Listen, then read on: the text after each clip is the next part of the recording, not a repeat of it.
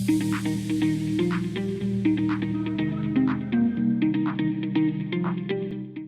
everyone, it's Mick Spears and welcome back to this series on emotional intelligence. So far, we've been through the first two stages of emotional intelligence.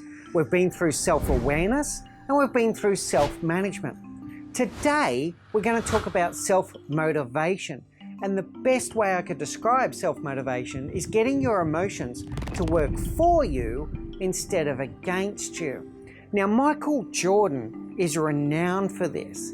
He's renowned to get himself all revved up, ready for a game, purposely making himself angry to elevate his performance. Now, I'm not saying that that's what you should do, but the point is that emotion can be channeled, and that emotion can be channeled towards some kind of optimal result and optimal performance. When it comes to stress, for example, it's a little bit of stress that gets us motivated, gets us going, gets us off our chair and out there and doing something. But when the stress goes too far, that's when it can be debilitating and can hold us back. So the question around self-motivation is, how do we tap in to those emotions? How do we tap into stress, as an example, and get it to work for us, get us to lift our performance? There's a curve I'd like to introduce you to called the Yerkes-Dodson curve, which describes this perfectly, where a little bit of stress elevates our performance, but when we go over too far, it very quickly tips us over the other side of the curve, and we end up in a low performance where we're stuck and we're stressed out and we start to burn out. So the question for you here is, what emotions work for you?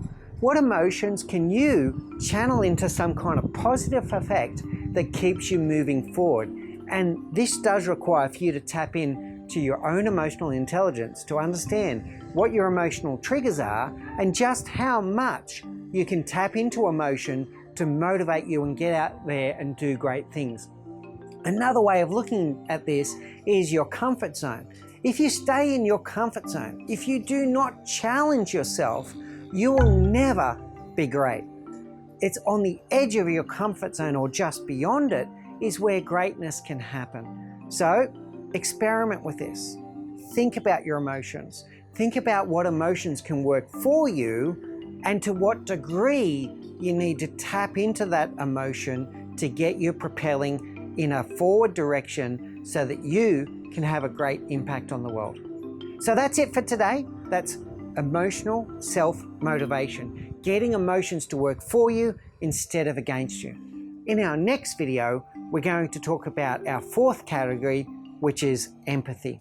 So we hope you're really enjoying this series of videos on emotional intelligence. If you are enjoying them, please don't forget to hit like, subscribe, and the little notification bell so that you're informed of the future videos in this series. So please do keep on working on your emotional intelligence and join us on this journey as we learn together and lead together.